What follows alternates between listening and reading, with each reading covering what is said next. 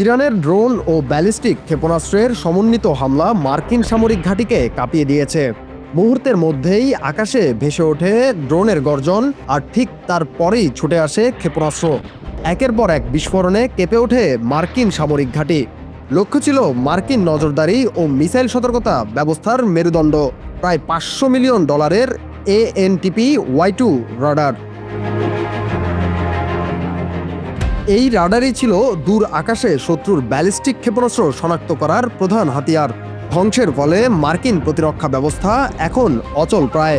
মার্কিন সামরিক কৌশল বিশেষজ্ঞরা বলছেন, এটি শুধুমাত্র সরঞ্জাম হারানো নয়, এটি মধ্যপ্রাচ্যে মার্কিন প্রতিরক্ষা সক্ষমতার উপর নতুন করে প্রশ্ন তুলছে। যুদ্ধ শুরু হওয়ার পর থেকে ইরান মধ্যপ্রাচ্যের বিভিন্ন অঞ্চলে মার্কিন মিত্রদের দেশগুলোতে আঘাত হেনেছে।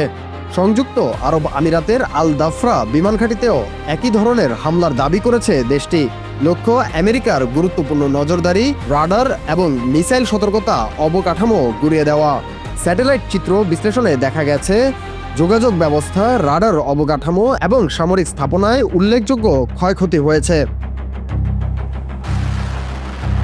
ইরানের হামলায় বিশেষভাবে ক্ষতিগ্রস্ত হয়েছে ANTP-Y2 রাডার। প্রায় $500 মিলিয়ন এই রাডার যুক্তরাষ্ট্রের থার্ড ডিফেন্সের গুরুত্বপূর্ণ অংশ। দূর থেকে ব্যালিস্টিক ক্ষেপণাস্ত্র শনাক্ত ও ট্র্যাক করতে এটি ব্যবহৃত হয়। ডিফেন্স সিকিউরিটি এশিয়ার প্রতিবেদনে বলা হয়েছে, MQ-9 TPR ড্রোনের রক্ষণাবেক্ষণ অবকাঠামো ক্ষতিগ্রস্ত হয়েছে। এই ড্রোনগুলো পেন্টাগন ব্যবহার করে মধ্যপ্রাচ্যে নজরদারি ও নির্দিষ্ট লক্ষ্যবস্তুতে আক্রমণের জন্য। একই সময়ে জর্ডানের মুয়াফাক আল সালতি বিমান ঘাঁটিতেও ইরানের হামলায় একটি গুরুত্বপূর্ণ রাডার ধ্বংস হয়েছে।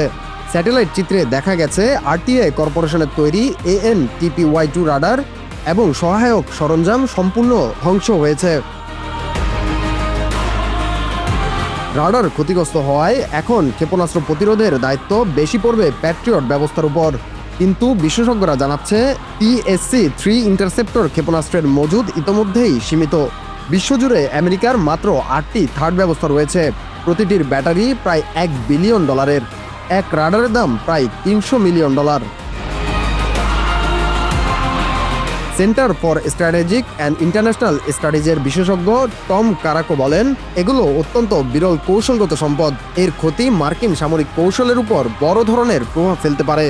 একদিকে প্রযুক্তি ও সম্পদের ধ্বংস, অন্যদিকে মধ্যপ্রাচ্যে সতর্ক ও তীক্ষ্ণ প্রতিরোধ। ইরান একেবারে মহাসাগরে মার্কিন সামরিক বাহিনীকে দিশেহারা করে তুলেছে। সহজ কথায় বলতে গেলে এই হামলা শুধু রাডার বা ড্রোনের ক্ষতি নয়, এটি মার্কিন আধিপত্যের উপর এক রক্তচক্ষু বার্তা।